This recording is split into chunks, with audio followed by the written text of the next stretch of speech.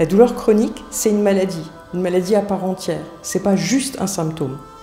Le patient et la douleur, ils sont vraiment toujours ensemble. Dans un couple, on dirait que c'est la troisième personne, il faut ménager à trois. Elle va envahir tout votre quotidien. La douleur est toujours là. Ça a un impact sur vos finances, sur votre travail, sur votre famille, sur vos loisirs, sur les choses que vous aimiez.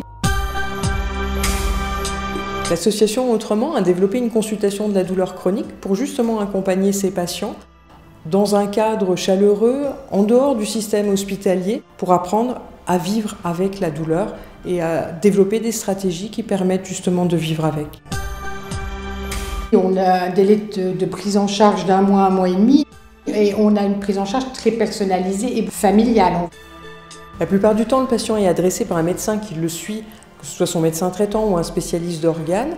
On commence pratiquement chaque fois par une évaluation, un temps infirmier, où ma collègue va reprendre avec lui l'histoire de la douleur, l'histoire des différents traitements qui ont été tentés.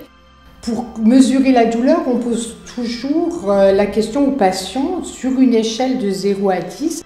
Et puis ensuite, on se retrouve ici pour un examen, un entretien plus médical, on va dire, et on élabore ensemble une forme de projet de soins, savoir quelles seraient les prises en charge les plus adaptées, que ce soit de l'hypnose en réalité virtuelle, de l'hypnose ou de la neurostimulation, voire même parfois, souvent même, une adaptation des traitements médicamenteux.